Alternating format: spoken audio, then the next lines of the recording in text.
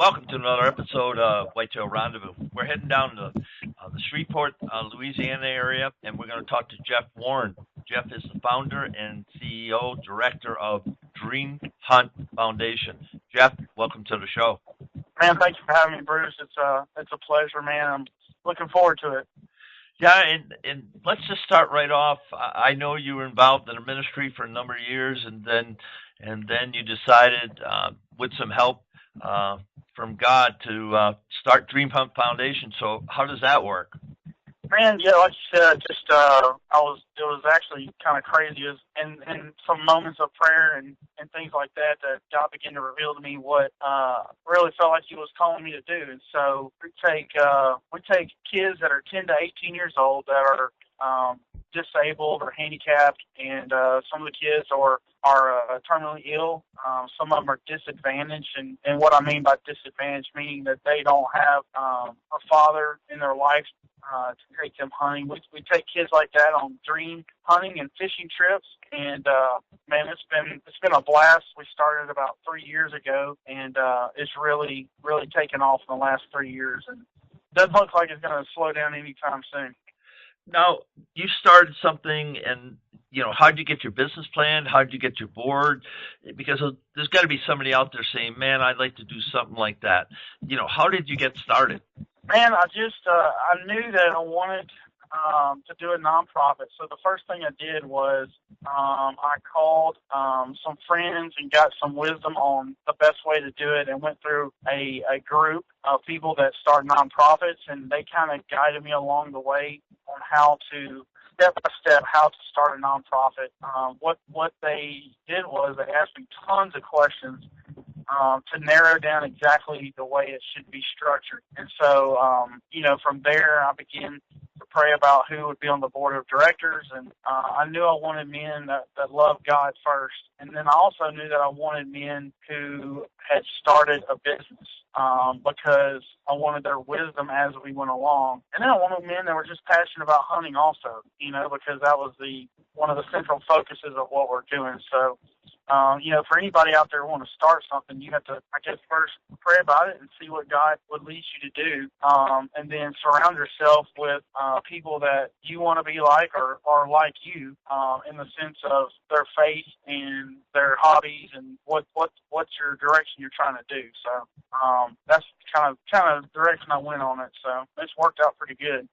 Now, how do you find these kids that you're going to serve? Man, that's a great question, and that was actually the question I asked God, because I said, Lord, I don't have a clue any kids that are sick or handicapped or disabled, or I don't know any kids like that, and I'll never forget. I just felt like He was saying back to me that He knew them all and that He would send them to us, and that's what He's done. It's through what I would say most people would term as bizarre contacts or coincidences. I call it faith. But God has totally sent every kid we've taken to us, and made incredible contacts at hospitals with child life coordinators with St. Jude's and Shriners Hospital, and multiple hospitals in North Louisiana area, and also hospitals really all over our region where we live. In fact, I've got meetings set up with hospital directors and CEOs next week down in South Louisiana. And so once the word got out of what we were doing and that we were totally blessing all these kids, paying for everything for them to go to have a dream experience, they started contacting us, wanting to know how they could allow kids to apply and what the qualifications were and what they needed to do. And so we just walk them through that process, and we start calling the kids back and selecting who gets to go. Now, Jeff, some of the listeners after listening to the show will say, "Gee, I want to know more." So how do they get in touch with you? Man, the best way to get in touch is really to go check out our website. Our website is www.dreamhunt.tv, like television. And on that website, you'll see our story, a little bit about our vision and our mission. We've got a bunch of videos. One thing we do, every kid we take, they have a hunting guide and a cameraman. So we film every hunt. So on our website, you can also see a bunch of the videos that we've already done over the last 3 years. And you kind of give you a good idea of what we're about, and what our goal is with each video. But our contact information is on the website, phone number, mailing address, email, any of that kind of stuff on there. Also, a application. If you have a kid that you think, man, my kid might be eligible to be on a dream hunt, there's a child application on there. You can fill it out online, and then also email it to us to apply for a kid to go on a hunt. So everything you would have questions about is on our website. And here's a shout out for Gary Gillette. Gary Gillette is the CEO of Hunting Film Tour. Now, if you don't know about that, you might want to check it out, and I'll send you an email after this. But what Gary does is go across North America, and he has a la a Warren Miller hunting, fishing, outdoor show where he shows 5, 10, 15-minute at max film clips for, a couple of hours, and just they have it in schools that are not on the big screen, but they just go to communities and just share, hunting from all over the country. So that's someplace you might want to check out, huntingfilmtour.com with Gary Gillette. Like I said, I'll send you some information because, you've got some good footage that, if submitted to him, possibly could make it. And then there's another point of leverage for what you're doing for Dream Hunt Foundation. Cool. Yeah, that'd be great. I'd love to check it out. Yeah, and I'm making a note here to follow up with you. So tell me the background you want for your mentors. Obviously, you have a quote unquote a guide. I would call him a mentor for a kid that's never been in the outdoors. You got a cameraman, so it's pretty labor intensive. How do you check these people out to make sure that they're the type of people you want in the field with a kid? With a kid. Well, it started out as, when it all started out, I thought, man, we're just going to take a couple kids a year. Me and my buddies I've known all my life, we'll just take a couple kids and it won't be a big deal, that kind of deal. But as everything's grown, we've actually gone to a background check system this year that we'll begin implementing this year, just to make sure everything's on the up and up with everybody, because as the foundation's growing now, we're taking kids from all over the place, hunting and fishing. And so sometimes, this year could be the first year that I may not be involved in every single hunt that's going on. And so, so that's one thing. And then, the other thing, we'd always have a leader meeting, make sure everybody's on the same page, make sure all of our film guys are on the same page, with what our goal is and what we're trying to do.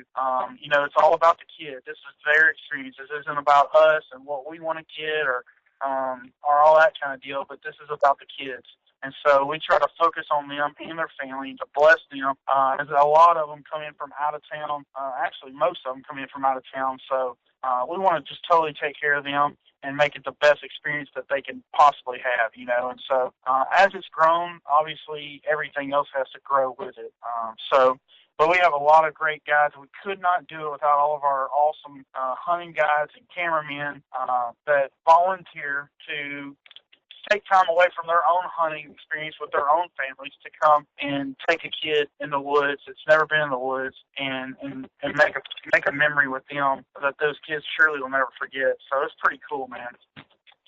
So what are the age groups that the bottom age to apply and then the upper age? Man, we take kids from 10 to 18 years old, and we have made exceptions before on both ends. I've taken a couple of kids younger than 10 that I thought could really handle it, and I've taken one or two kids above 18 that were in a special exception situation, whether it be they were terminally ill, things like that. So I have made exception on both ends, the younger and older, but for the most part, every kid that we take is between 10 and 18 years old. I've had people come to me and go, well, why don't y'all take veterans, or why don't you have a 30-year-old nephew that wants to go? And I'm like, man, that's just not what we're doing. That's not what God's called me to do. There's organizations out there that will do it, but it's not Dream Hunt Foundation. And so, at some point, it's not, and I'm not mean about it or anything like that, but, it's just, that's where we're at. So we take kids between 10 and 18 for the most part. So I don't know how many sponsors that listen to my show really don't, but what would you say to them, somebody that could step up and sponsor and sponsor a kid, because it costs something to get these kids in the field. What would you say to them about sponsoring kids at Dream Hunt? Well, the bottom line is the more resources we have, the more kids we can take. The first year that we took kids was 2013. We took 5 kids. Then in the next year, we really stepped up. We said, "Man, we want to take more kids. We have the ability. We have the availability." In 2014, we took 26 kids, and then this past year in 2015, we took 92 kids hunting and fishing, and that's kind of what we've seen. The only thing holding us back from taking more kids is the resources to take them and time. Honestly, last year we ran out of deer season. We were taking kids all the way till a week before it was over. And so we hustled as hard as we could to get as many kids in. Weather was a factor where we were. We get a lot of rain in Louisiana a lot of times, and it's really cold. So have to be sensitive to some of that with some of the kids we take. But, we try to take as many kids, but as far as sponsors go, that's the only way this whole thing works. It's a volunteer organization. People volunteer their time, their talents, and their resources, and it costs about $500 a kid to take them on a dream hunt. The reason is we cover their travel expense. We pay for them to get here. We cover their food expense. We put them up in a hotel. We outfit them with clothes. We provide them a weapon to use. We help them process the game that they take, and we'll even if it's a buck, we'll even do a little skull mount for them, and we'll take care of all that. So when you factor all those things in and the equipment it takes to make all that happen, the average cost per hunt's about $500. So for anyone listening out there, and you want to say, "Man, I want to be a part of it. I may not have the time to do it, but I got the resources to do it. I got the money to do it." Man, step out there and sponsor a kid this year, so they can be a part of what we have been a part of our whole life. And that's the biggest thing is my whole life I've had the advantage of having a father and a stepfather in my life that made sure I was in the woods. And I grew up thinking, man, everybody gets to do this. This is just what we do on the weekends, and it's really not the case. There's a lot of kids out there that wish they had the opportunity to be able to do it, especially those who are sick or have spent a lot of their time in a hospital bed. And so when they get the opportunity, we want to take them to the best place we can. I tell people we take our kids to target-rich environments where they're going to see a deer and more than likely get a pretty good chance at getting one. So. But yeah, as far as sponsoring kids, man, there's it's one of the joys, man, to get to be able to give back.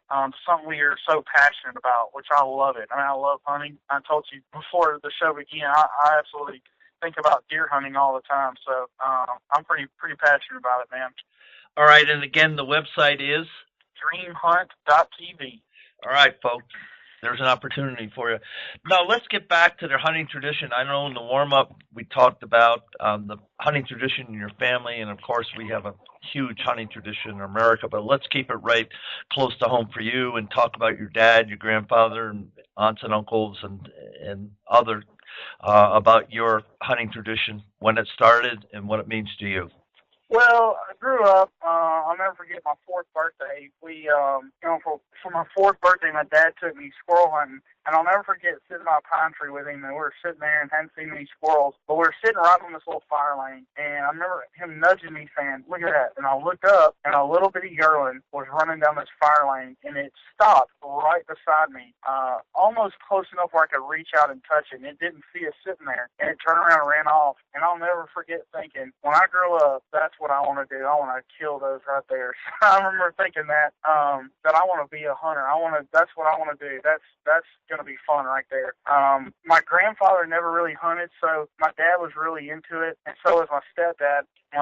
My dad got me every other weekend growing up, but my stepdad took me the weekends that my dad didn't. So my dad was on one deer lease, and my stepdad was on another. So every weekend I was going hunting somewhere and begging to go during the week. Anytime I could go, I always wanted to go. It was never an issue for me getting up, going early in the morning as a kid. I remember just loving it. I loved being outside, loved being outdoors, and growing up in that, and just learning about the woods, being out there and learning about life, things like that. So we were passionate about it. And, of course, my uncles, my dad's brother was there, and my cousins, and it became kind of a family deal. After every weekend we would go, and it was my time with them, and we got to hang out and just a part of life growing up. That's what we loved. And so fortunate enough as an adult that I can tie in what the ministry that God's given me back to hunting. So it's a double love because I love ministry and I love helping others, and then I love hunting at the same time. So it's like the perfect marriage ever of a career, you know. And so absolutely love it and thank God for it every day that the whole thing's come about.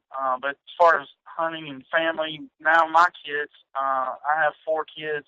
I have an 8-year-old son, a 6-year-old son, a 4-year-old daughter, and a 2-year-old son. But my 8-year-old and 6-year-old love it. I mean, every night before they go to bed, they want to watch a hunting show, you know. And so it's kind of cool to see how it's being passed from generation to generation, and it's just become a family tradition, you know.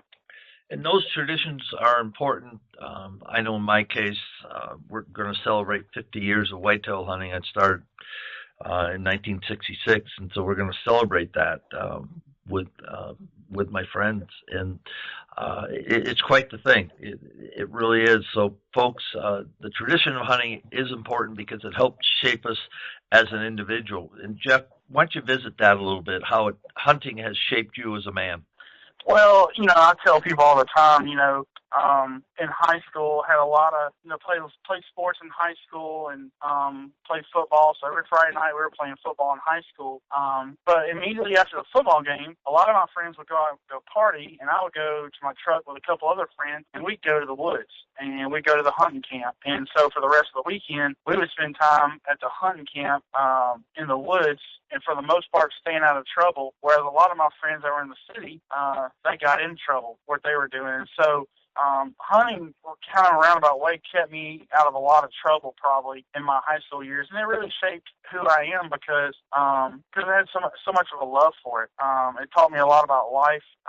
You know, it taught me a lot about direction, literal direction, and direction I wanted to go in. And you know, at a hunting camp environment, you see a lot of different people come through there, and you can kind of sit back and observe. You see successful people, and you see unsuccessful people, and you can kind of sit back and measure what it takes to be a successful person. So as a young man, I was able to observe a lot of different personalities and different people coming through our hunting camp because we were in a big hunting club, probably 40 members. And so, I don't know, it taught me a lot just being away from probably some trouble at home and being out in the woods and being around just being outside and being with my family all the time on the weekends, you know. And so I loved it, man. There's nothing else I'd want to do.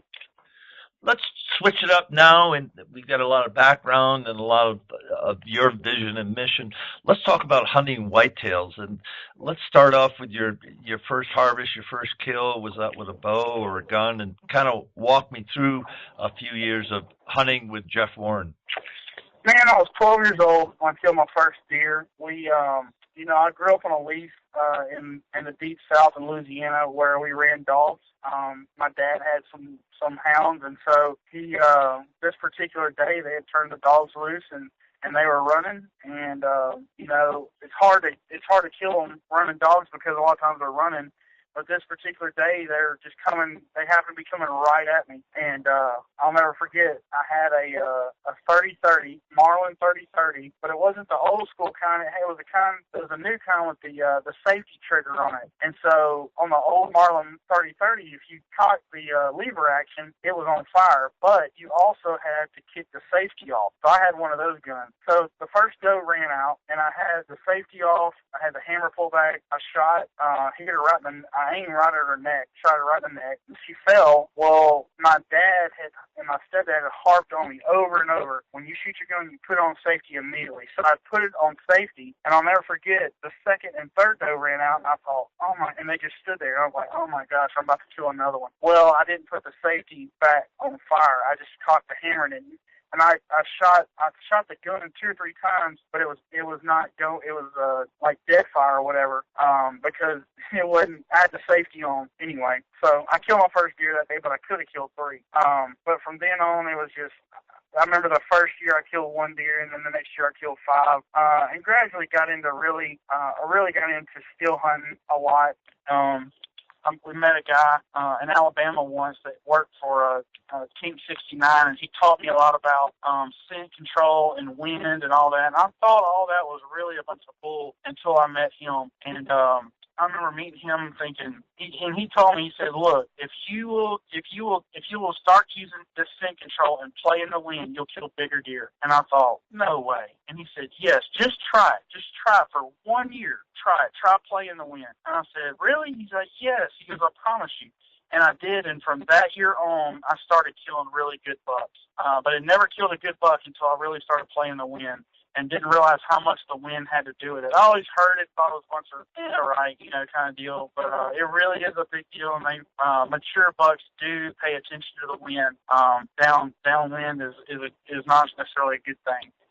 But anyway, yeah, so I guess I've matured in my hunting over the years because killed a lot of young deer at first, like probably a lot of people did, but then really got disinterested in smaller deer and really tried to start pursuing the bigger ones. And so that's when trail cameras came into play, and I love running trail cameras. And a lot of times that's how we locate all the really good bucks. We know they're in a good area just by running cameras, and obviously until the rut hits. So. But I know it's different everywhere. So in Louisiana, I know it's kind of different than it is a lot of different places. So Tell us about the cover and the terrain that you hunt in, because it is different down in your country. So the people haven't had the privilege of being down in Louisiana and some of those bayous and some of the country you hunt. Why don't you take us on a little visual tour? Well, it's a lot of cutovers. We live they call it, actually where I live in North Louisiana, they call it the Piney Woods, North Louisiana. There's pine trees everywhere, and it's constantly being cut. So you have big pines, and then there'll be a cutover, and then there'll be medium-sized pines. Then there'll be a SMZ, which is just along the creeks. They have to leave 20 to 30 foot on both sides of the creek as hardwood. So in a pine thicket, you'll have a strip of hardwoods going through the pine thicket, and that's where the creek is. And a lot of times those good bucks run the edge of those creeks. But what I have found is a lot of the good bucks, they love those 3-year-old cutovers. And what I mean by that is after a pine plantation is cut, 3 years later, it's about 6 feet tall. And those bucks love that because that grass, it looks like it's not hay or anything like that, but it's just there's an underbrush of grass in there, and it's a little thicket. They can hide in it, they can move around and not be detected at all. But those good bucks love a cutover from 3 to 5 years old is the prime time to kill a good buck in Louisiana where I hunt. And so what I try to do is when they cut a cutover, I'll put a box stand there and kind of mark a spot. And 3 years later, cut my lanes, long lanes along the edge of the bigger pines and the pine thicket, which is now a 3-year-old cutover. And so you have these long shooting lanes, and it becomes a natural deal. They'll just walk out, and if they're there, that's where running the cameras and all that kind of stuff comes into play.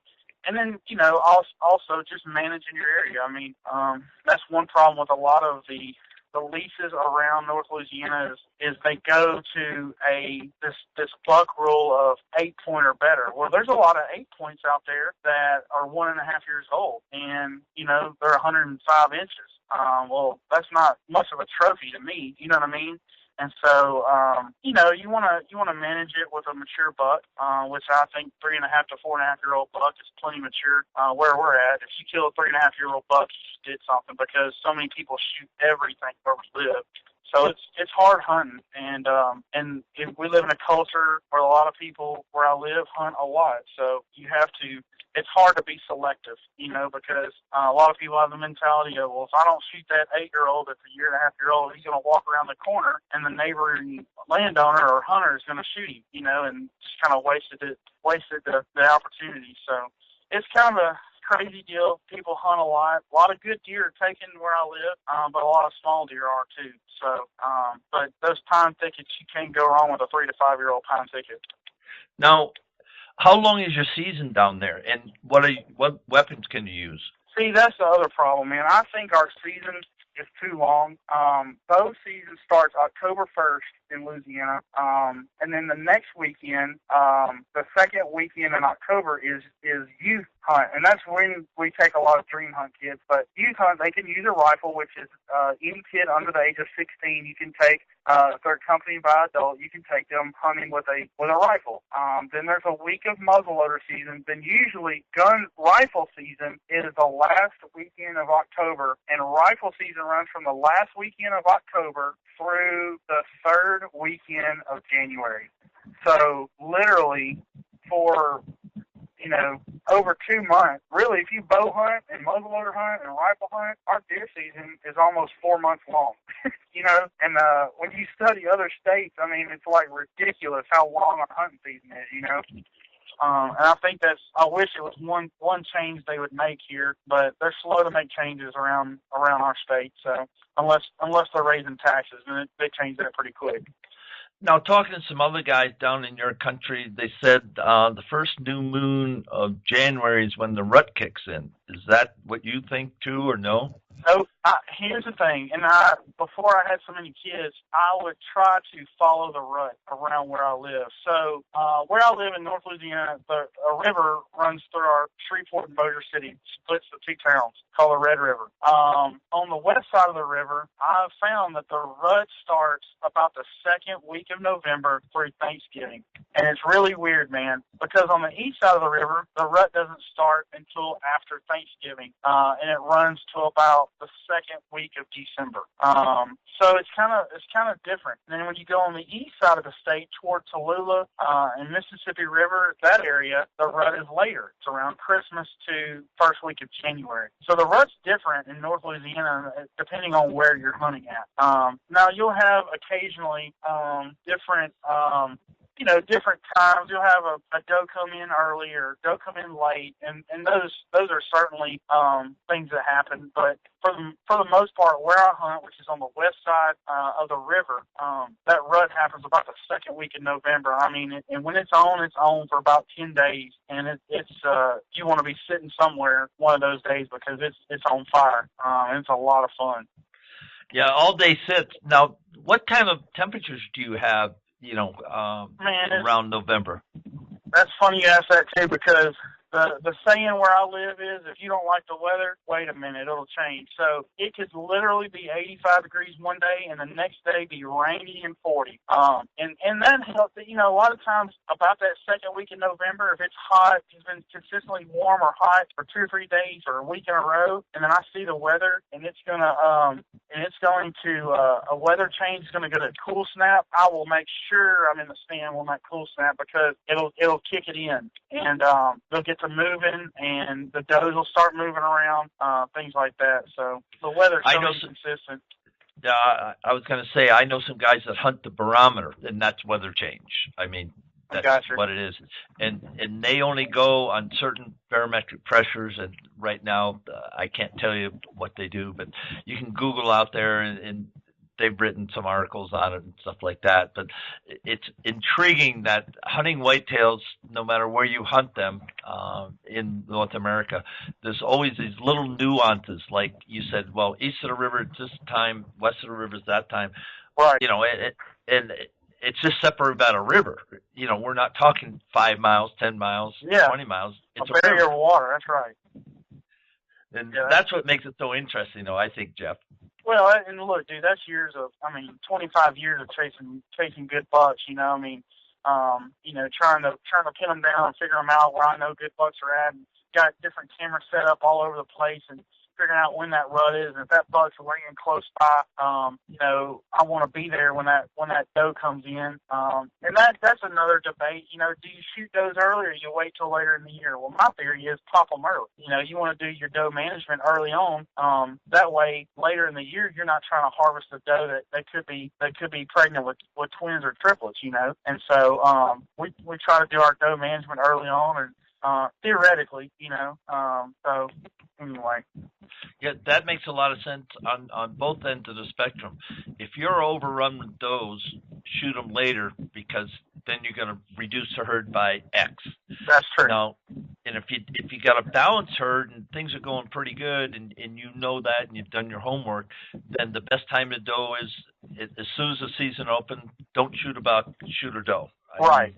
Yeah, get your meat in the freezer. And a lot of the clubs around where I live are saying, they've gone to a rule now. Hey, you cannot shoot a buck until you shoot a doe first because we want to manage our herd, man. What happens is everybody gets out there and they're big buck hunting, then all of a sudden they get busy at work or something, they can't come back, and now they end up not taking anything. And so I think that's a great rule. Hey, if you want to, we want to manage our herd. We want to make sure we take proper, 1-to-1 ratio kind of deal. But we want to make sure we take our dose. So to do that, before you come to the skinning pole with a big buck, you better come there with a slick head. Yeah, and I'm just trying to think in some of the articles that QDMA I've read, and they embrace that thought also. It's all about managing and balancing your herd. And listeners, if you want big bucks, you need to do that. There's no question. Well, you've got to manage the does because a mature doe at times will eat eat as much as a mature buck. But on the other hand, if you're shooting small bucks, you're not going to kill big bucks either, more than likely, because they're not able to grow up. So it's a balance, and very few clubs get it right, in my opinion. I mean, there are some out there and they're doing a great job, but sometimes it's so overrun with people not even caring, and that's fine. Hunting is a lot of things to a lot of people. For a lot of people, it's just shooting one deer and going home. I don't care what it is. I mean, I've grown up with family members who are like, oh, you can't eat them horns, and that's true. You can't eat the horns, but they sure are fun to look at. So I enjoy it, and we love it. Yeah, amen to that. Hey, we're time at the show. Why don't you give a shout out for a couple of minutes, and then we'll call it a show. Man, I just want to thank all of our executive board members that they serve. They give a lot of time to Dream Hunt and a lot of direction and serve really in an advisory role. And thanking those guys, all of our hunting guys that take kids and do such a good job and forfeit their own time, sacrifice time with their own families. All of our cameramen that do the same. All of our landowners. We have people that donate their land, and what I mean by that is they donate hunts to these kids, bring these Dream Hunt kids out there. None of Dream Hunt Foundation would be possible without these people. This is not a one-man show. It's not one guy that's got it all figured out. But I'll tell you this, God gave me a vision 4 years ago, and slowly but surely, we're seeing it all come to pass. And this year we will bless over 100 kids. We'll take 100 kids hunting and fishing, and to Him be the glory for it. We want to bless those families and give these kids an experience that they'll never forget. And so a lot of people have done a lot of things to make sure that Dream Hunt is continuing to grow and to succeed. So a lot of people are to be given credit for it. So man, thanks for having me on the show, Bruce. I really appreciate it. Had a good time, man. And once again, if you guys want to look us up, dreamhunt.tv, you can read our story and what we're all about. So, Jeff, on behalf of Whitetail Rendezvous across North America, thank you so much for what you're doing for kids and kids that just don't have the opportunity unless somebody like you steps up. So props to you, man, and thank you so much. Appreciate it, Bruce.